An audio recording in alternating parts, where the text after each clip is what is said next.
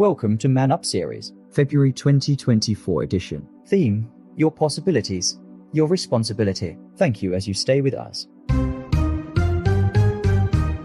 Mr. Victor Olanrewaju is a visionary leader and is the convener of Capacity Clinic.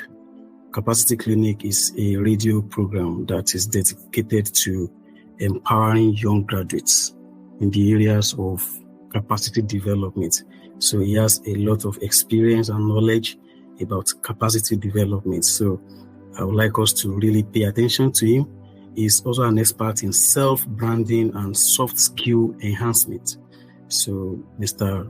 Victor's Capacity Clinic has extended its impact to Rivers State University, where over 1,000 students have benefited from his transformative training sessions. He further honed his expertise by obtaining an MBA in Artificial Intelligence from Oxford University. His academic journey reflects a commitment to leveraging cutting-edge technology with a particular focus on implementing data-driven decisions to enhance organizational value and market share. Mr. Victor's professional portfolio includes a pivotal role as an account partner with MTN Nigeria, where he contributes his skills and insights to drive success in the telecommunication industry. Additionally, he is a freelance data analyst, offering his analytical prowess to various projects and initiatives.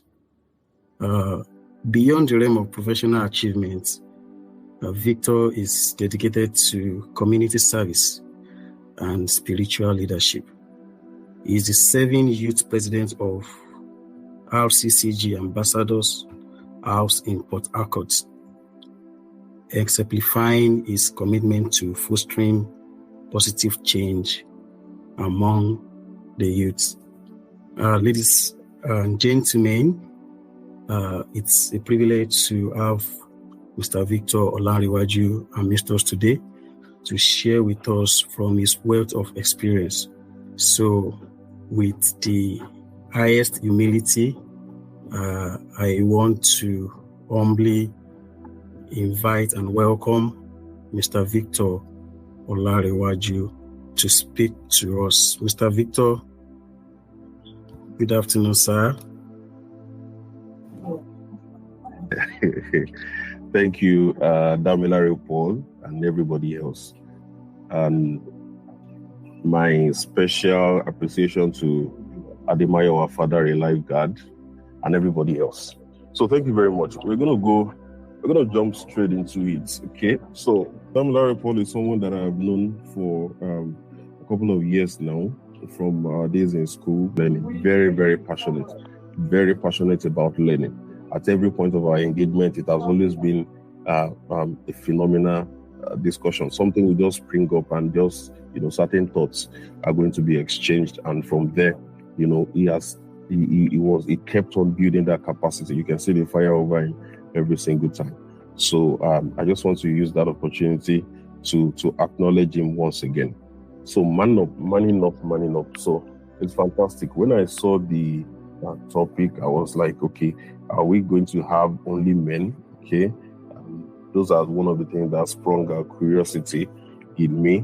So if we are going to man up, it would mean that we are going to rise up above all the challenges.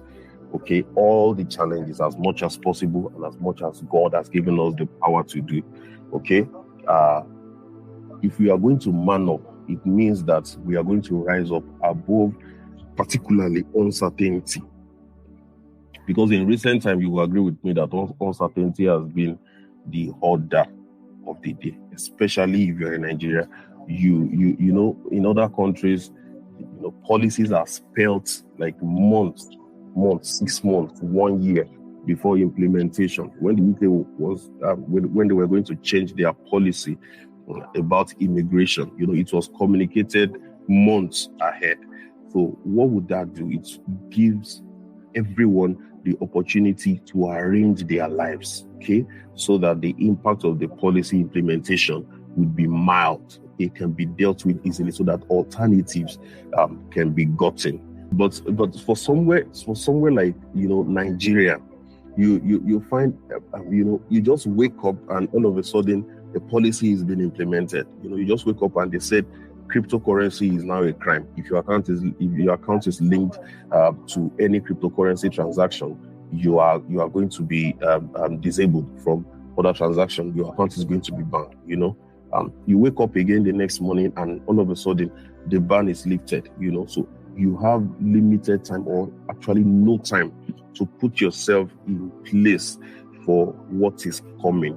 Are we together now? So that exactly is the order that we have found ourselves in. So if we are going to be able to man up, would mean that we'll put ourselves in a particular situation every time that prepares us mentally for whatever is coming.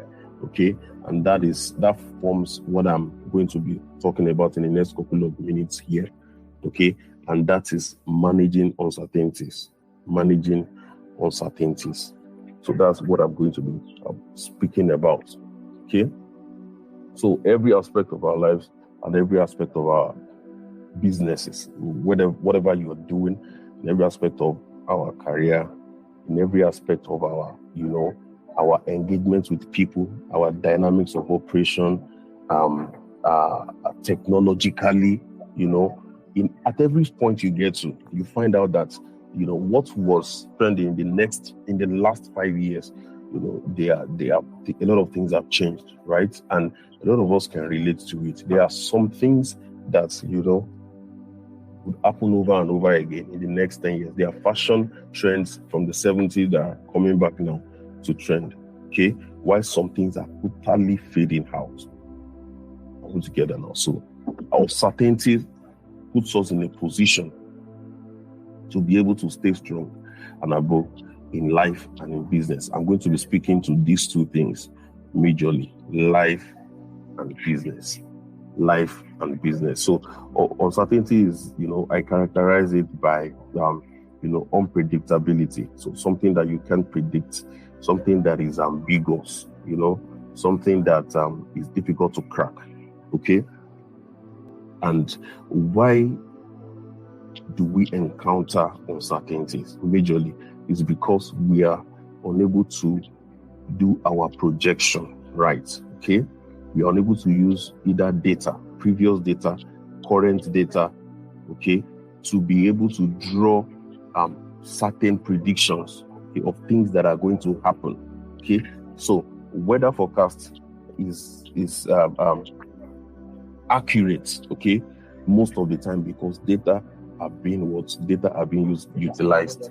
Okay, likewise, business transformation can take another turn entirely if data is being utilized. But I'm not going to go much into data aspect of it, okay? But for the purpose of this conversation, I'm going to be narrowing it down in being an accountant of experience, of experience, okay? Because a good experience, like one of the legislative member, for now, would say, I'm trying to remember his name now.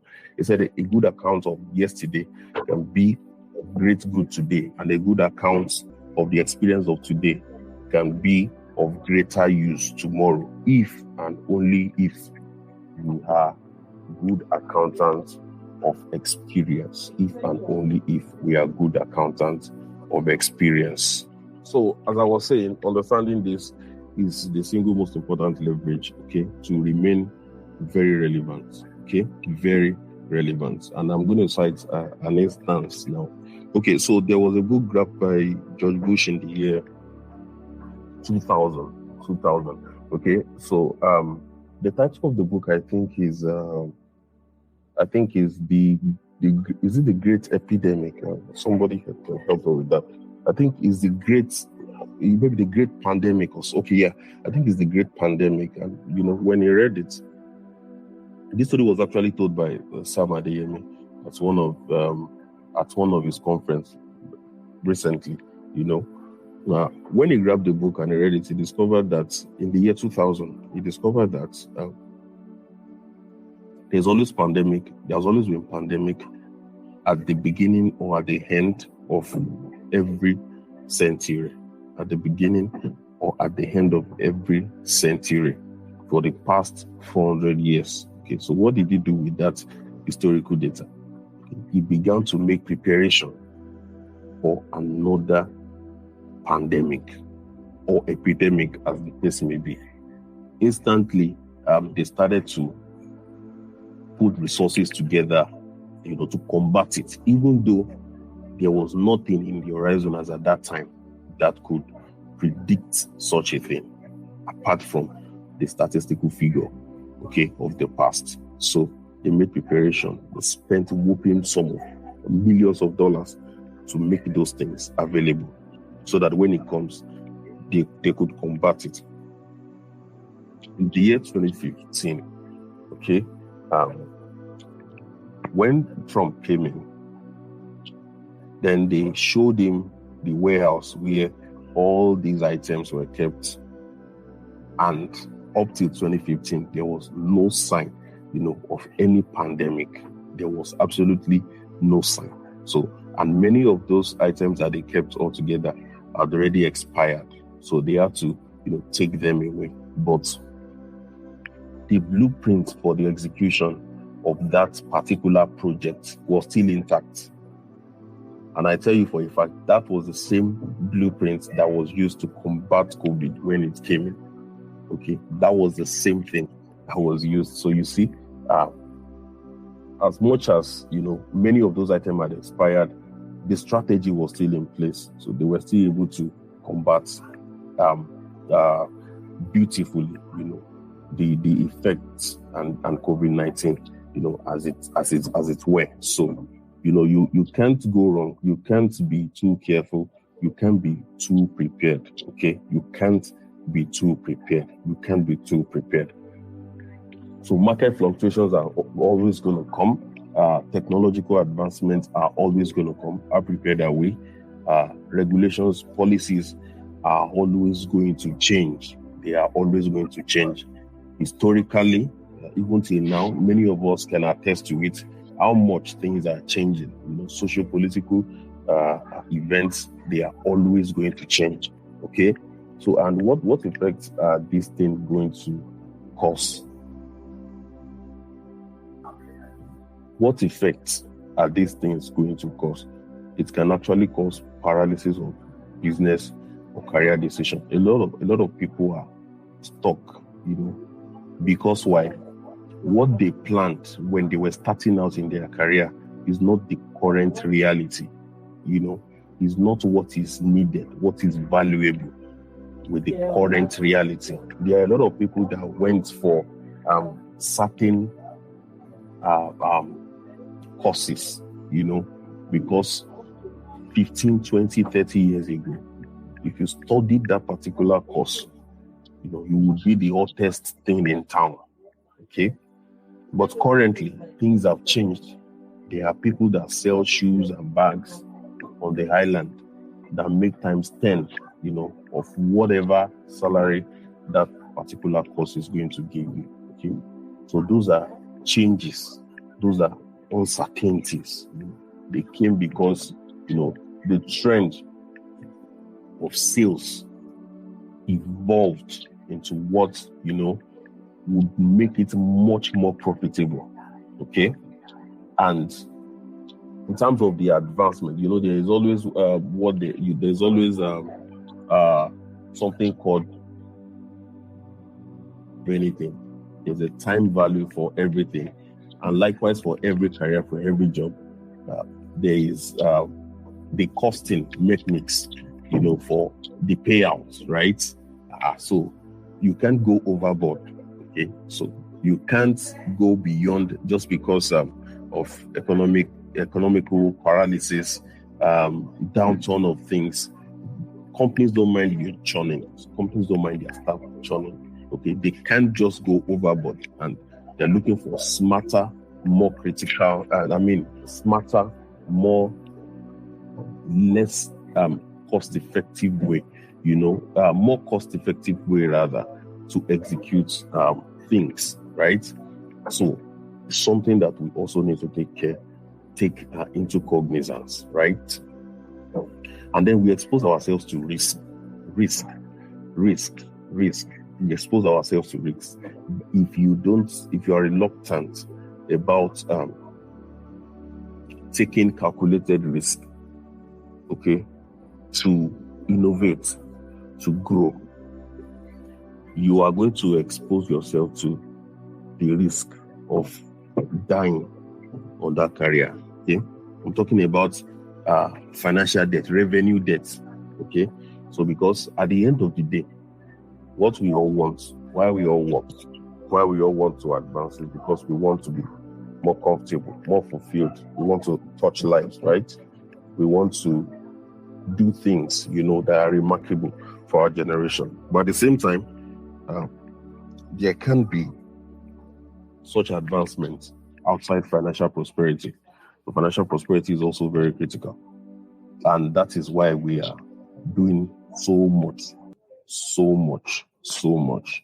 want to ask a question. Somebody posted something on Twitter yesterday and asked why do we have a whole lot of people that seemingly they are doing well in this generation but are unhappy. I'm just going to ask why we think so. If we think so, somebody said because people now earn times 5 and times 10 of what their parents earned, in their active years, and they can do so little with that. How many of us do we agree? First of all, let me see our hands or our reaction if we agree. I'm going to repeat the question. Somebody asked, why do we have a lot of people doing so much and earning so much, but are doing so little? Okay, and why? If you think that is the case, somebody said it's because we earn more, but we can do very little with it. I'm just going to ask why. Do we think so, first and foremost, and why? Okay, I can see a couple of hands raised. I don't know. Okay, Ogun Bayo Ololade, your hand is raised. Can you say something? Can you unmute and speak?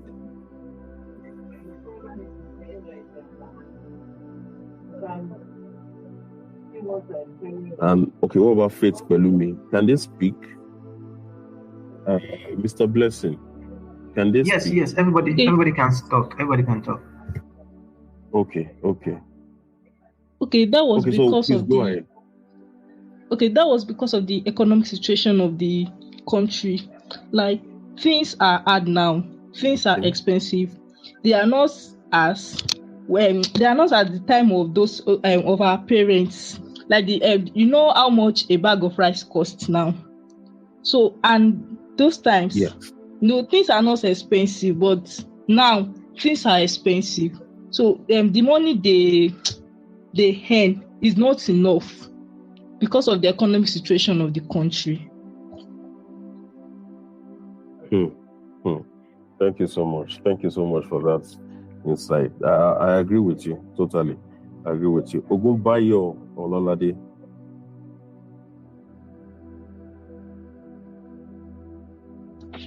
Yes, sir. Ololade was your hand is raised. Okay. Faith Pelumi, you can go ahead.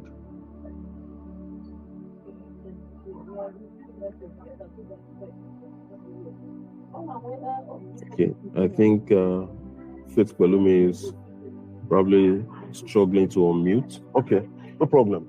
We'll proceed. But definitely, I agree with the person that reacted, right? Because till tomorrow, I still remember how much my parents earned and how much they were able to do with such little. Unlike now. So reality is changing. Everything is changing. And okay, let's proceed. We are getting somewhere. So how do we manage this uncertainty? What are the strategies that we can put in place in our lives, okay, that will make us home and dry at the end of the day? Okay. Firstly, we must embrace adaptability. Okay, you must embrace adaptability. Adaptability is your capacity as an individual, as a career person, okay, as someone living life as an individual, to be able to, culminate, to be able to acclimatize with whatever economic situation or whatever situation you are faced with the stress, the stress requirement, the stress need. Now, human resource persons are beginning to, analyze and give statistical data and measure people on the stress requirements, stress handling requirement, your capacity to be able to withstand the stress, okay, and the pressure that comes with every job. And they are subjecting people to that kind of stress even before they are onboarded on a job, right? So it is because the entire work environment is changing. Likewise, life environment, okay? Even the weather is changing drastically. So you can't expect technology, life, or the financial climate to remain the same, okay? So we must develop that capacity, that expectation. So it must be engraved in our central nervous coordination that things cannot be the same, okay? So we must make projections. And I'm still going to go there. We must be able to make projections for ourselves, okay? 2, it's above the mark. Because if you are going to hit the mark, you must target above the mark, okay? So what is adaptability going to give you? The flexibility, the viscosity, that capacity to be able to withstand it, to be able to withhold it when it comes, okay? And you must develop the capacity of inquisitiveness. You must ask questions part time. A lot of models are changing now in Nigeria, as against a lot of thoughts. You can, enroll for an international passport from the comfort of your zone, from the comfort of your home today. Okay, that is a kind of technological advancement. As much as there were a lot of controversy on it before, it's a simple.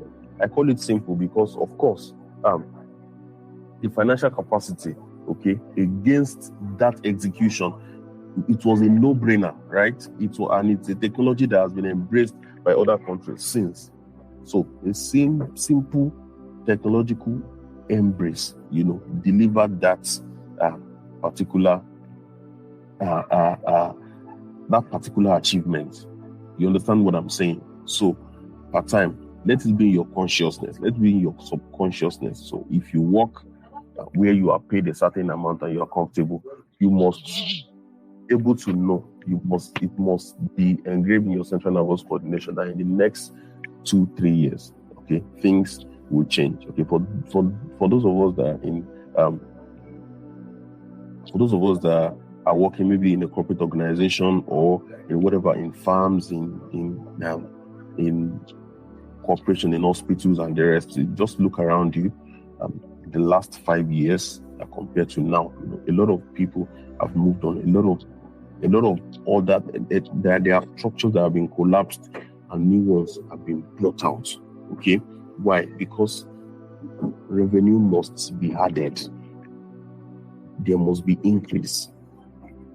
There must be advancement. People have to move on. So things are changing. So whatever it is you need to do on your own, if you need to get an additional degree, go ahead and get.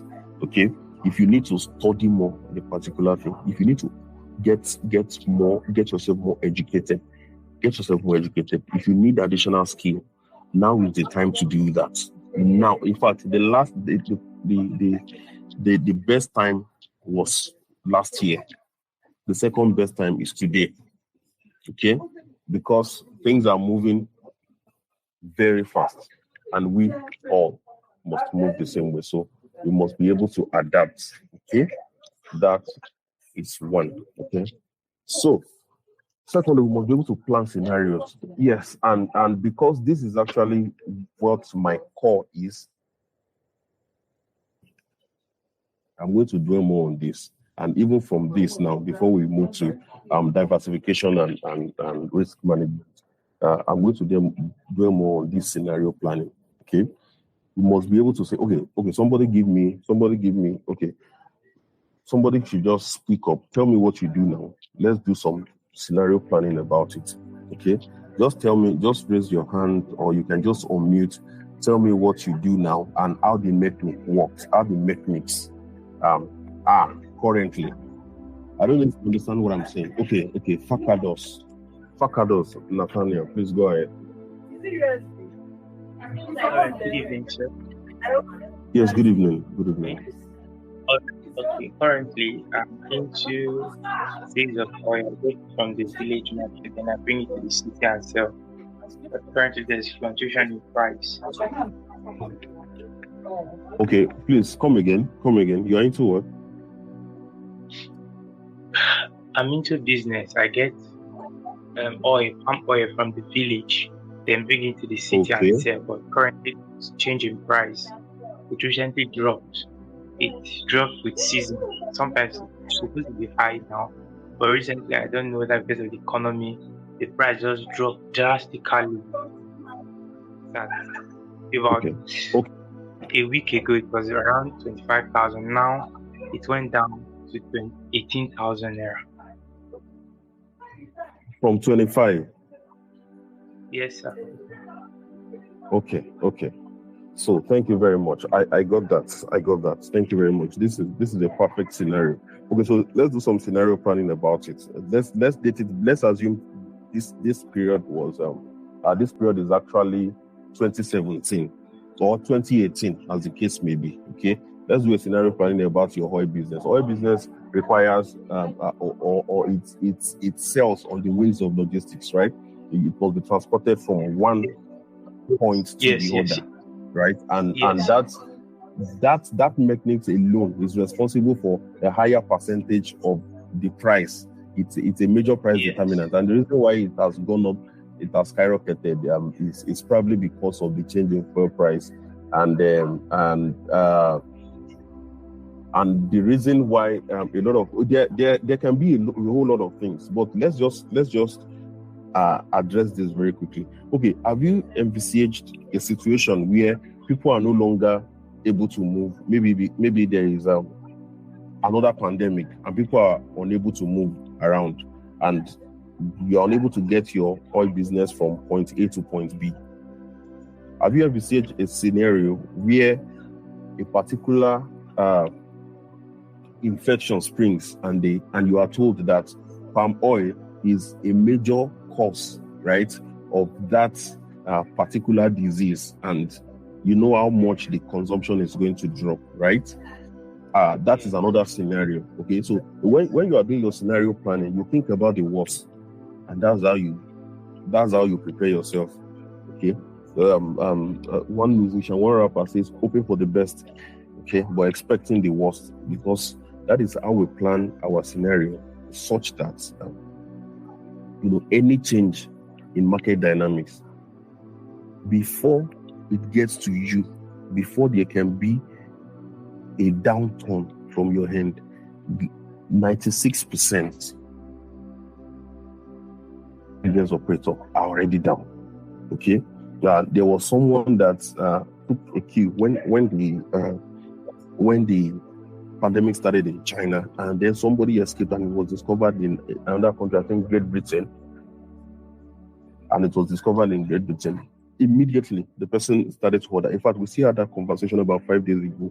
How much millions of dollars this Nigerian, an Igbo guy, how much he was able to, amass from that event. Why? Because he took his time, he looked critically into it, he planned the scenario. Okay, so if there was an escape and the person landed in Great Britain, penetrating Nigeria is the simplest thing that could happen. So let's plan a scenario around it. And the scenario was planned, and we ordered this thing called nose mask, in mass. And when it got to the peak, I think it was about 1,000% profit, about 1,000% profit that the individual made. Okay, so we as individuals, we must be able to plan these scenarios in our head.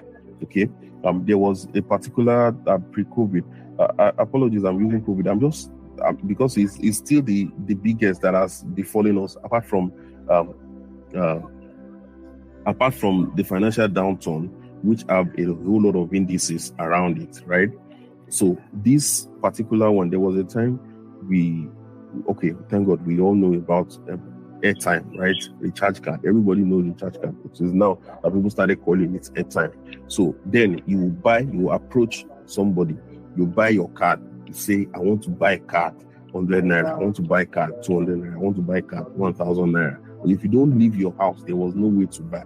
But some people sat down somewhere and planned a scenario around it, that what if people are no longer able to move, right?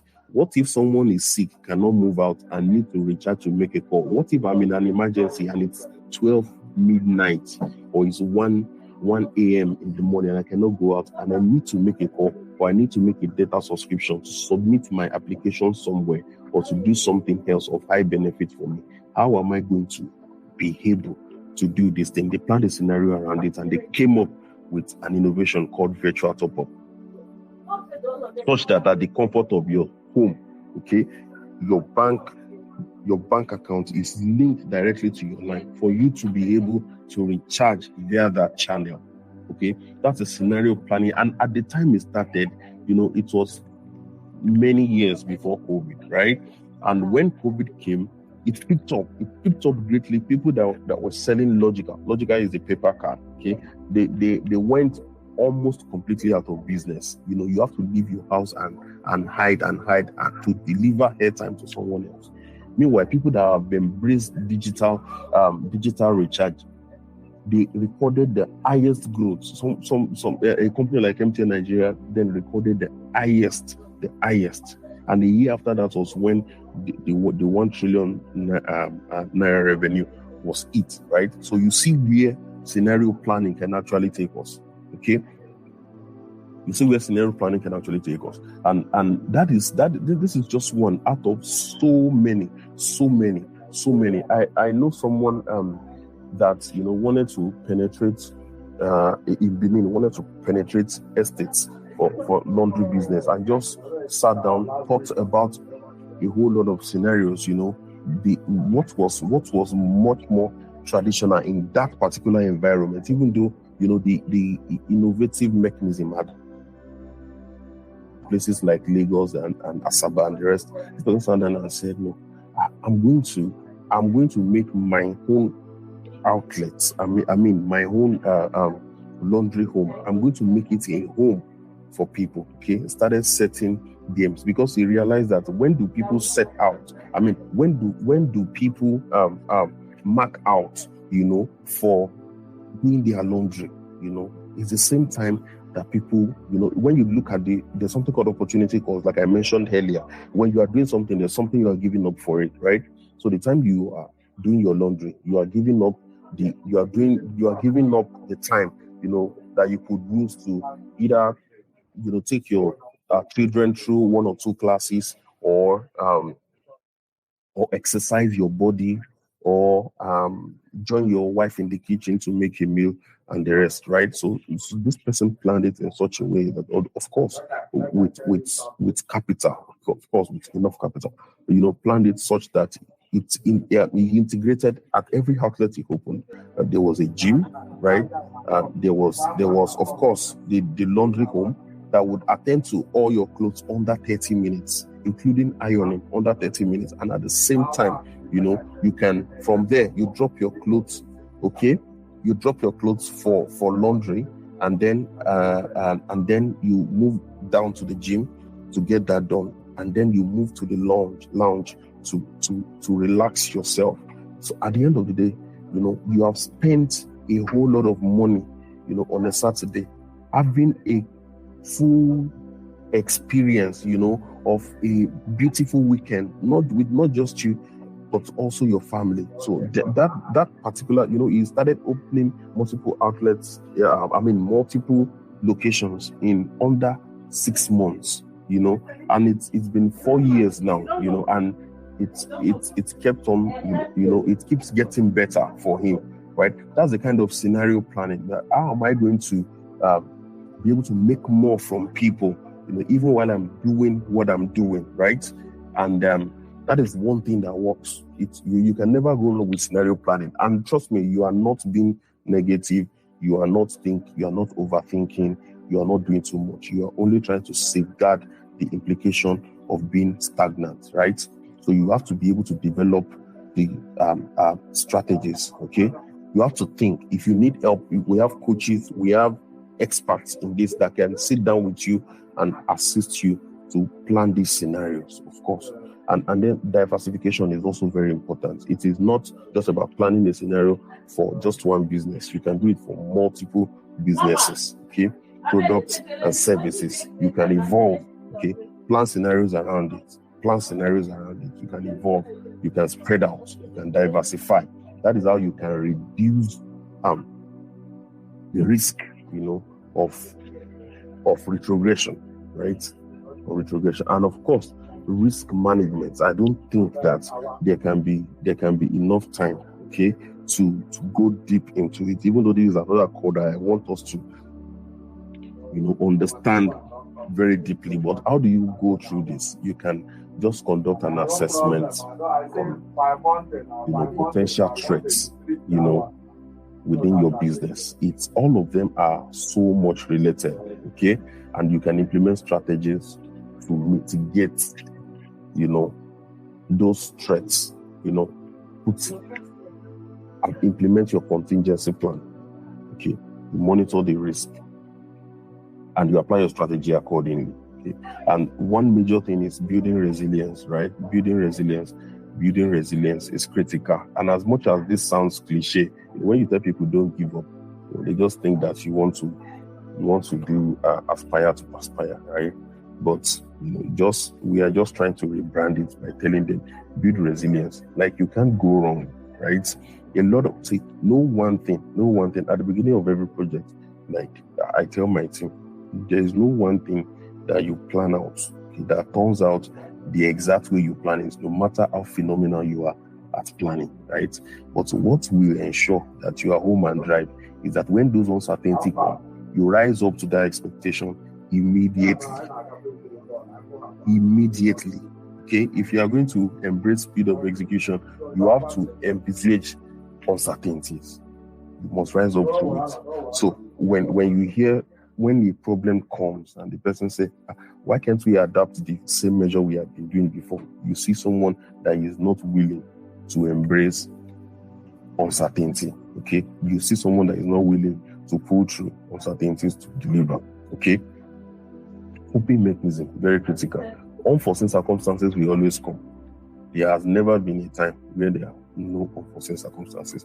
You want to execute something, you have already made up your mind that you want to do this particular, you want to complete this project, and your system starts acting up. What alternative can you find immediately instead of shutting down and going to bed, right? There was an instance that somebody shared where it was saying in one of his classes, somebody was sharing with him, and the guy, I think he's a billionaire or something, that whenever he was in school, if he was going to class and it started raining, he would walk into that rain to ensure that the time that he has set for himself, he arrives at that time, So he thinks along, if an uncertainty comes, he doesn't allow that uncertainty he jumps right into it to ensure that he delivers, right? In real life scenarios, most of the time, a lot of people will draw back and say that it's raining, I won't go, right? Like, it's raining, I'm not going to go to school, right? It's raining, I'm not going to expose myself to that hardship, right? So in real life scenario, it's just like a little challenge comes and a lot of people are backing down. A little challenge comes in a business, a lot of people are backing down. The few persons that says that, okay, I'm going to see the end of this thing, I'm going to jump right into it. They are the little that are just able to make that bar, beyond everybody else in any given scenario. So collaboration is also very critical. I'm trying to stop by 5 so that we can do Q&A, and then we're going to close this so that I can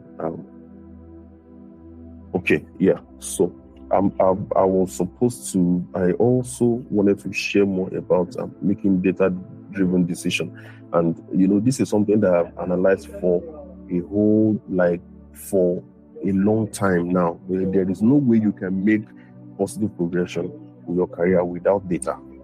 You must check. Okay, what is the percentage of what is the revenue generation percentage of my contribution? Okay, my contribution in the past 4 years. So if there has been a decline, you should expect that if there is no retrenchment, there will be decline. Okay, so if you are a business person and you check the revenue, what is the percentage contribution to the GDP of this my particular line of trade, right? If there has been a decline over years, you should not expect that because you are special and you are God's chosen, it's not going to affect you. Of course, it's going to affect you, okay? Because there are certain things that are just the way it is, okay? Both for the just and the unjust. We all have our share of it. Economic downturn, okay? Everyone is trying to cope. Everyone is trying to cope, right? So you must be able to look through the past record. And of course, in your own personal business, in your own profit-making sheet, in your own spreadsheet, right? You must be able to draw progression for here. Just do a little histogram. Just have a bar chart, okay? Look at those things yourself, so you can make. There are some things that you can shift, right, to actually get better. And at every time, somebody looking at their own data will always be better than somebody just shooting in the blanks. So if that makes sense. So and there are a lot of analytics trend, and maybe with time before the end of this perhaps before the end of the entire session, I'm going to share that some of the data platforms that we can actually use for our lives, for our career, for our businesses, to draw informed decision through data, right? And collaborative partnership is the last one I'm going to be talking about, okay?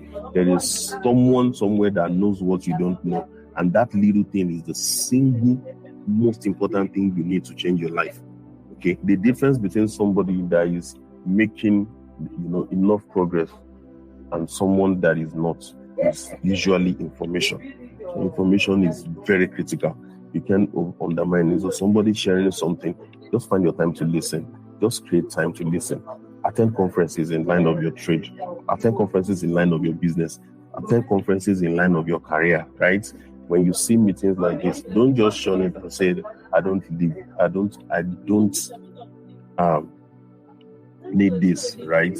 So you must be able to say that, okay, these are the plans that I have for myself with this. If you are not attending that conference, there must be something else you are doing that is better, okay, than what you are going to get at that particular place, right?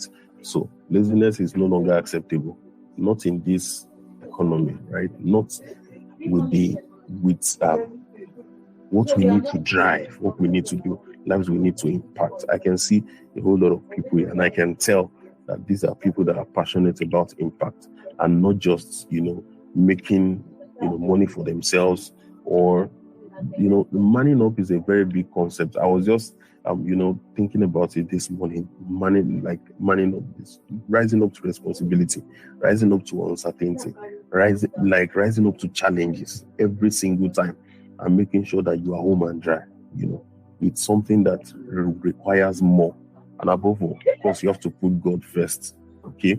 Because he's at the beginning and at the end at the same time. And I pray that, as we continue to push, okay, help will come, divine help will come. It will meet help, divine help will meet with our effort, to ensure that we are productive and we hit the mark at every point in time. So thank you very much for your time. Thank you for listening. Kindly follow us on YouTube for more inspiring editions at ManUp.